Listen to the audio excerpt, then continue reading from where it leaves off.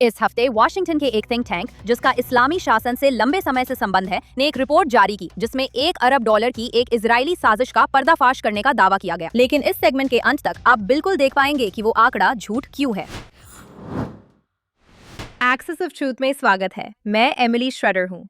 इस हफ्ते Quincy institute ने दी 8th फ्रंट रिपोर्ट जारी की जिसमें अमेरिका में $1 अरब के इजरायली प्रभाव ऑपरेशन का खुलासा करने का दावा किया गया है। मैं आपको इस दस्तावेज में असल में क्या है दिखाना चाहती हूँ ताकि जब आप सबूत या उसकी कमी देखें, जब आपको पता चलेगा कि इसके पीछे कौन है, तो सब कुछ और स्पष्ट हो जाएगा। हम शुरुआत उसी आंकड़े से करेंगे। $1 अरब सुनने में पक्के सबूत जैसा लगता है, लेकिन रिपोर्ट्स के फुटनोट्स में खुद स्वीकार किया गया है कि वो इस पैसे का पता नहीं लगा सकती और ये आंकड़ा सिर्फ संभवतः सही है। क्विंसी इंस्टीट्यूट ने भविष्य के प्रस्तावित बजट, अप्रयुक्त फंड्स, दुनिया भर के पब्लिक डिप्लोमेसी प्रोग्राम्स के बजट्स और अधिकतम कॉन्ट्रैक्ट सीलिंग्स को मिला दिया जिन्हें कभी भी पूरी तरह अदा नहीं किया गया। उन्होंने इन्हें मिलाकर सनसनीखेज आंकड़ा बनाया और उसे प्रोपेगेंडा रिपोर्ट के शीर्षक के रूप में पेश किया, जबकि वे जानते थे कि ये एकेडमिक रिपोर्ट बनाने का गलत व अनैतिक तरीका है। लेकिन चलिए अब इस रिपोर्ट में अगले मुद्दे पर बढ़ते हैं।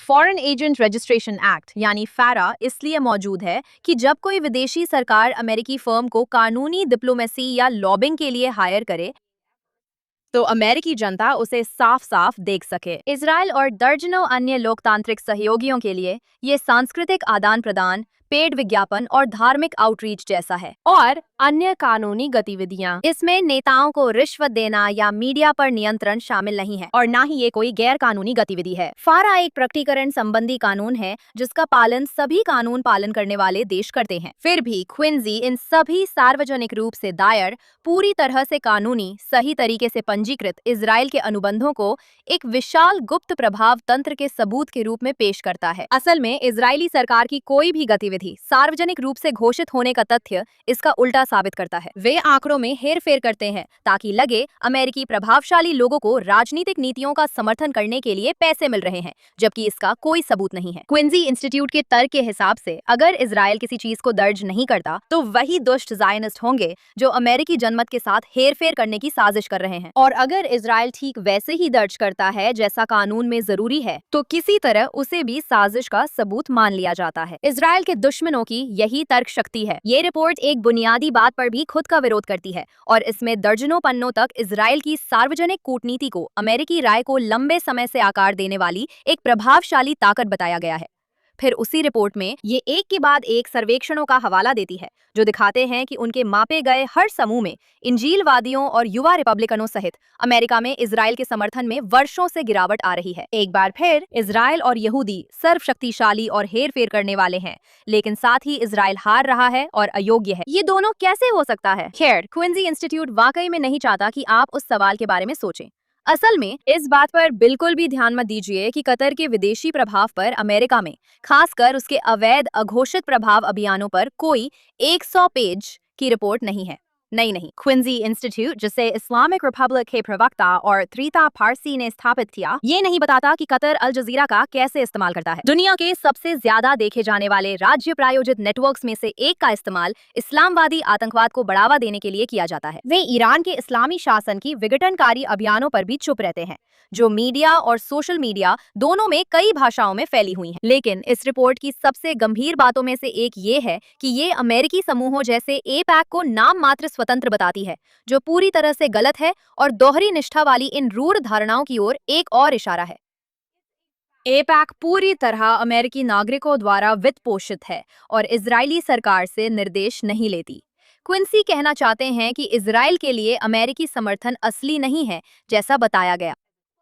ये किताब में सबसे पुराने यहूदी विरोधी मिथकों में से है और इसमें कोई हैरानी की बात है। इस रिपोर्ट के बारे में अंतिम महत्वपूर्ण जानकारी है कि क्विंसी इंस्टीट्यूट की सह संस्थापक त्रिता पारसी है, जिन्होंने नेशनल इरानियन अमेरिकन काउंसिल की स्थापना की थी। ये एक ऐसा संगठन है जिस पर ईरानी असंतुष्ट वर्षों से ईरान के शासन के लिए लॉबी की तरह काम करने का आरोप लगाते रहे हैं। इसके अलावा क्विंसी इंस्टीट्यूट ने भी अतीत में झूठ बोला है और बेतहाशा ये झूठ फैलाने की कोशिश की है कि इजराइल के पक्ष में बोलने वालों को इजराइल का प्रचार करने के लिए $7,000 दिए जाते हैं। यही इनकी मनगढ़ंत बेअंत कहानी है। उन्होंने ये सब खुद ही बना लिया। साथ ही नेशनल डिफेंस ऑथराइजेशन एक्ट ने अमेरिकी सेना को इजराइल से जोड़ने की कोशिश की थी। वो अक्सर भव्य और गलत साजिशें करते हैं जो हमेशा इजराइल से जुड़ी होती हैं। ये सब एक ऐसे संगठन से है जिसे एक ऐसे व्यक्ति ने बनाया जिसका इस्लामी शासन से संबंध है। अब आप ही बताइए, आपको क्या लगता है इन दावों के पीछे क्या है? और अगर बात करें कि असल में शासन क्या कर रहा है, तो चलिए बात करते हैं कि इस हफ्ते तेहरान ने खुद कबूल किया कि वे यूके की जमीन पर क्या कर रहे हैं। नई रिपोर्ट्स के अनुसार इस्लामिक रिपब्लिक अभी इंग्लिश चैनल के जरिए ब्रिटेन में संदिग्ध गुप्त एजेंट भेजते हुए पकड़ी गई है। असल में यूके अधिकारियों ने इस्लामी शासन की खुफिया सेवाओं से जुड़े एजेंटों को छोटी नावों में पकड़ा है, जो होम ऑफिस के ड्रोन और एआई निगरानी टावरों की वजह से संभव हुआ। अब ये निस्संदेह डराने वाली बात है, लेकिन बात यह है कि इस्लामिक रिपब्लिक पहले से ही वहां रह रहे प्रवासियों के लिए रास्ता आसान बना रही है। उदाहरण के लिए फ्रांस, प्रवासियों के इंग्लैंड पहुंचने पर उनसे कुछ एहसान की उम्मीद होती है। तेहरान सिर्फ अपने एजेंट्स ही नहीं, आम लोगों से भी यूके आने से पहले सौदे कर भविष्य में दबाव बनाने की तैयारी कर रहा है। ये घुसपैठ है। अब इस वीकेंड द टेलीग्राफ ने रिपोर्ट किया कि शासन के अपने अधिकारियों ने द टेलीग्राफ को बताया कि मध्य पूर्व और इंग्लिश चैनल के बीच कुछ मानव तस्करी के रास्ते पूरी तरह आईआरजीसी के स्वामित्व में है, और खास तौर पर आईआरजीसी की एक यूनिट जिसका नाम है यूनिट 700। ये आईआरजीसी खुद फोर्स की लॉजिस्टिक शाखा है जिसे हथियार और फंडिंग हमास, हिजबुल्लाह को देने से जोड़ा गया है, और यमन में हूथियों को भी। इसका मतलब है कि जो ढांचा पूरे मध्य पूर्व में आतंकवादी समूहों को हथियार देता है, वही ढांचा अब लोगों को लंदन ला रहा है, और वो भी किसी दया या भलाई के कारण नहीं। एक ईरानी अधिकारी ने टेलीग्राफ को बताया कि तेहरान ने पहले से ही लोगों को लंदन में तैनात कर रखा है और निर्देशों का इंतजार कर रहे हैं। उसने घमंड किया कि शासन को शहर असुरक्षित करने के लिए मिसाइल की जरूरत नहीं। लेकिन सोचिए कि क्या हो रहा है। शासन अभी ये बात क्यों स्वीकार करेगा? देखिए दुनिया में क्या हो रहा है। कुछ दिन पहले अमेरिकी P-1 बॉम्बर्स ने RAF फेयरफोर्ट से उड़ान भरकर नए प्रधानमंत्री एंडी बर्नहम के नेतृत्व में पहली बार ईरानी ठिकानों पर हमला किया। शासन ने जवाब में उसी बेस पर हमला करने की कसम खाई। ये ब्रिटिश जनता को धमकाने के लिए स्वीकार किया गया था, और वे ब्लफ नहीं कर रहे हैं। दुर्भाग्यवश इस्लामिक रिपब्लिक मानता है कि इन धमकियों से पश्चिम देश पीछे हटेंगे, लेकिन असल में शासन यूरोप और अमेरिका के हर नागरिक के लिए खतरा बन रहा है। ईरान में इस्लामिक शासन की पूरी हार ही एकमात्र विकल्प है। ये हार सिर्फ तेहरान या लंदन में नहीं लड़ी जा सकती, क्योंकि शासन ने कई नए मोर्चे बना लिए हैं। मुझे नहीं पता अब तक छठा या सातवां है, लेकिन हजारों मील दूर एक देश में एक और मोर्चा बन रहा है जिसके बारे में अधिकतर अमेरिकी सोचते भी नहीं। मुझे हाल ही मिले सबूत दिखाते हैं कि इस्लामिक रिपब्लिक ने सूडान के गृह युद्ध को नया प्रॉक्सी ऑपरेशन बना लिया और 20वीं सदी के नरसंहारक शासनों में से एक से संबंध फिर से जगा दिए। 1990 के दशक में उस शासन ने पहले ही ओमर अल बशीर की इस्लामी सरकार को पॉपुलर डिफेंस फोर्सेस को ट्रेनिंग देने में मदद करने के लिए करीब 2000 सलाहकार भेज दिए थे।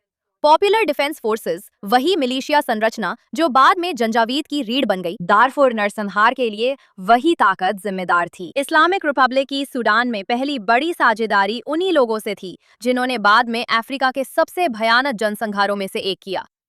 अक्टूबर 2023 में सूडान में गृह युद्ध शुरू होने के कुछ महीनों बाद शासन ने खार्तूम में सेना से जुड़े अधिकारियों के साथ फिर से राजनयिक संबंध बहाल किए। कुछ हफ्तों में एक प्रतिबंधित ईरानी मालवाहक विमान, जिससे अमेरिकी ट्रेजरी ने पहले ही सीरिया के लिए आईआरजीसी के हथियार ले जाने वाले विमान के रूप में पहचाना था, बार बार पोर्ट सूडान जाने लगा। जनवरी तक सैटेलाइट इमेजरी में वादी सैयदना एयरबेस पर ईरानी मुहाजिर 6 कॉम्बैट ड्रोन्स देखा गया। ह्यूमन राइट्स वॉच ने भी पुष्टि की कि सूडानी सेना इन ड्रोनों का इस्तेमाल कर रही थी। पास के निवासियों ने बताया कि इन ड्रोनों से सेना की दुश्मन गतिविधियां ट्रैक करने और तोपखाने की गोलाबारी सुधारने की क्षमता बेहतर हुई। इस शासन की तकनीक ने युद्ध को सीधे प्रभावित किया है, जिसमें अब तक दसियों हजार लोग मारे गए हैं। पिछले सितंबर में अमेरिकी वित्त विभाग ने अल बराक बिन मलिक ब्रिगेड मिलिशिया पर प्रतिबंध लगाया। ये समूह बशीर की पुरानी अर्धसैनिक मशीनरी से निकला है और पुष्टि हुई कि आईआरजीसी इसे हथियार व प्रशिक्षण दे रही थी। अब वित्त विभाग ने ये भी कहा कि ये ब्रिगेड मनमाने ढंग से गिरफ्तारियां, यातनाएं और वो उन लोगों को हत्या कर रही है जिन पर दूसरी तरफ का समर्थन करने का शक है। ये सिर्फ ड्रोन बेचने तक सीमित नहीं है। असल में ये शासन उसी विचारधारा वाले इस्लामी मौत दस्ते को फिर से बना रहा है, जो उन्हीं लोगों की उसी परंपरा से निकला है जिन्होंने डारफुर में नरसंहार किया था। हर चीज को पूरी तरह से जोड़ने के लिए इस शो में हमने कुछ हफ्ते पहले बात की थी कि कैसे अमेरिका में संघीय अभियोजकों ने एक ईरानी नागरिक पर $70 मिलियन के सौदे की दलाली करने का आरोप लगाया था, जिसमें और अधिक मुहाजिर, 6 ड्रोन, 55,000 बम फ्यूज और लाखों गोलियों का सौदा शामिल था। ये सब सूडान की सेना के लिए था, जिसे इस्लामिक रिपब्लिक के अपने रक्षा मंत्रालय और IRGC के जरिए भेजा गया था।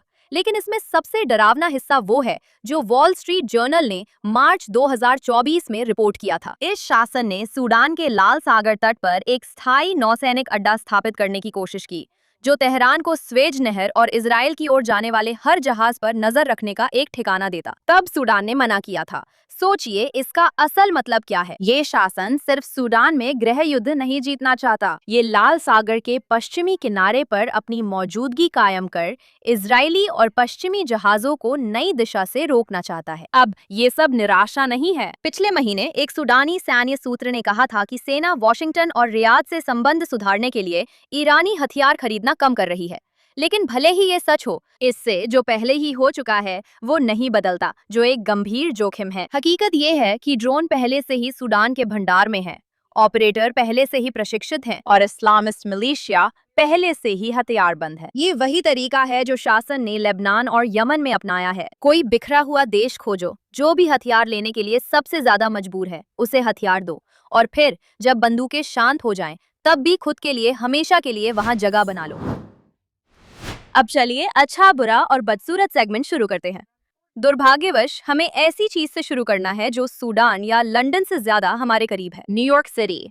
इस हफ्ते की बुरी खबर है न्यूयॉर्क के मेयर जोरान ममदानी और उनकी पाखंडता, जब अल्लाहू अकबर चिल्लाते हुए एक आदमी अपर वेस्ट साइड में सिनेगॉग के पास 2 लोगों को चाकू मार देता है। एक यहूदी तिशा बीएफ पर प्रार्थना करने जा रहा था।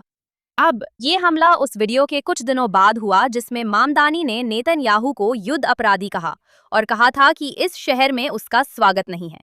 जब न्यूयॉर्क के यहूदियों के खिलाफ झूठे आरोपों से भरे उस वीडियो को समझने की कोशिश कर रहे थे, मामदानी ने चाकू मारने की घटना के बाद पहले अपनी आवाज कर योजना पर पोस्ट किया, फिर बाद में उन हरकतों की निंदा का दिखावा किया जिन्हें वो पहले भड़काते थे। मेयर ने इंतिफादा को वैश्विक बनाने का असल मतलब क्या समझा। इजराइल के बाहर सबसे बड़े यहूदी समुदाय को ऐसा मेयर चाहिए जो उनकी सुरक्षा को प्राथमिकता दे, ना कि उसे अपने कम्युनिस्ट एजेंडा के बाद रखे। पर मामदानी अपने शहर में चाकू मारने की घटना पर चुप थे। शहर के दूसरी ओर कोई उस शासन का बचाव कर रहा था जिसने पहले ऐसी नफरत फैलाई थी।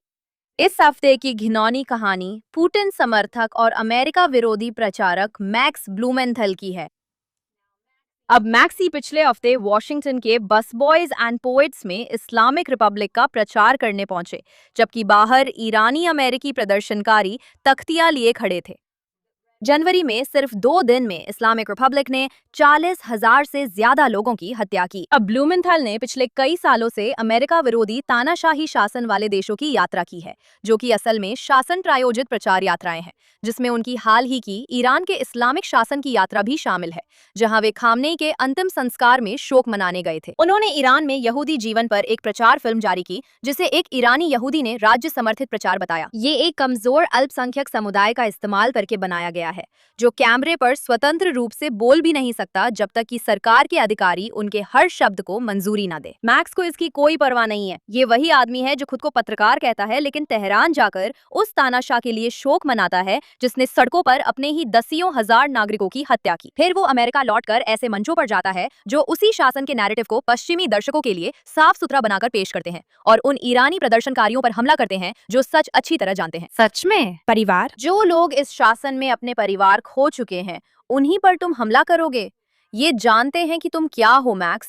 अब उम्मीद है बाकी दुनिया भी जान गई होगी। और अब 2 गंभीर कहानियों के बाद अब कुछ सुनते हैं जिससे मुझे इस हफ्ते उम्मीद मिली।